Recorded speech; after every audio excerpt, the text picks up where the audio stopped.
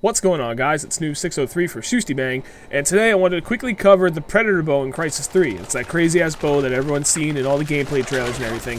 And a lot of people have been asking, everything about it. They want to know everything they can because there's actually, quite frankly, there's a lot to know about it, from different types of ammo to, different draws, full draw, quick draw, what kind of damage it does, all that stuff. So first off, let's cover the different types of ammunition or different types of arrows that you can get for the Predator bow.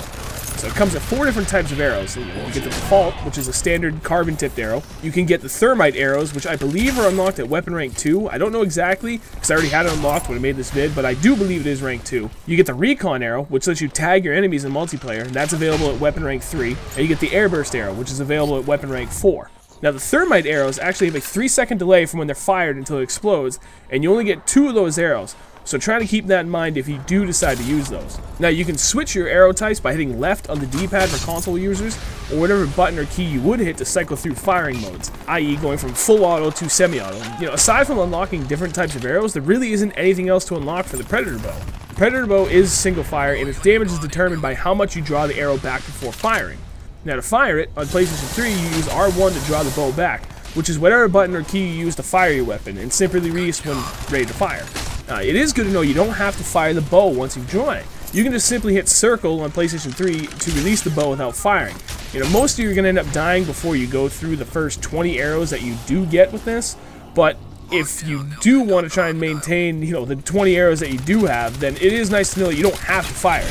Now, I don't have the exact weapon damage stats, but obviously a full draw deals the most damage, but it does take the longest to draw back. When I say the longest, it really isn't that long. It takes about 1 to 1.25 seconds, somewhere about there. It seems like the full action only takes 1 second, but you can still hear the bow kind of tensioning up for like about another quarter to a half a second. So take that for what it's worth. It could just be the 1 second. I'm not entirely sure.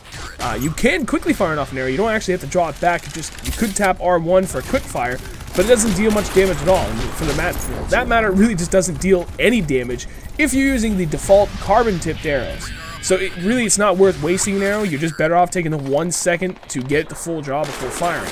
However, if you are using the Thermite Arrows, then by all means, go ahead and do the quick fire if you can get a quick shot on someone, even just from hip fire, because if you stick them, then you don't need to worry about it. Firing a full shot, I do believe, doesn't change the fact. I don't think you can get the one-hit kill at a full draw with the Thermite Arrow. I think it's just going to stick them and blow up after 3 seconds. But that's good to know. If you're going to roll with those, you only have 2 arrows. If you come up on someone, just do a quick fire and stick them and run like hell. So last but not least, and actually this is the most important aspect of the Predator bow, is the Predator bow is the only weapon that you can fire while being cloaked and still remain cloaked without losing any of your cloak energy. So that's actually really, really important to know, because any other weapon that you fire out there, if you're cloaked and then you start firing, you lose a ton, if not, I believe it's actually all of your cloak energy, and you become uncloaked. So food for thought there. Just if you're already cloaked and you're not sprinting around and maintaining your energy, you can just sit there and fire away all day long and you will never be revealed. So just real quick before I let you go, I just want to give you my thoughts on the weapon and how it performs, how it works for, a player of my caliber, which you guys are all familiar with, my player skill set.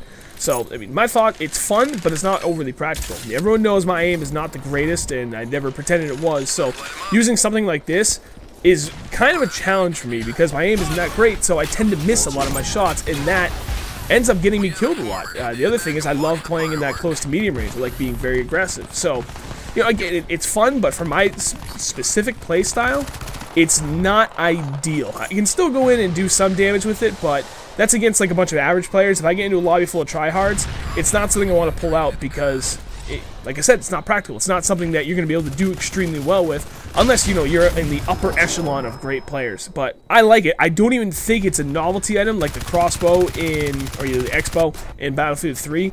It seems like it could be a mainstay weapon given certain game modes. I'm curious to see when the game actually comes out how it will fit in with the 6 remaining game modes that we're not familiar with yet. It could actually have, with the exception of obviously hunter mode, because you use it when you're a hunter. I'm curious to see how it will fit in with purely objective game types instead of just like something like a team deathmatch type game. But it's fun. Not the best weapon of choice for me unless I'm going against average players, but tryhards, I'm going to put it away and just go with a regular gun. So I really hope this is helpful for you guys. If you could do me a favor and leave a rating for the video, I'd greatly appreciate it. Let me know if there's anything else you want to know about the Predator bow, and I will be happy to supply that with you. Other than that, I'll catch you guys later.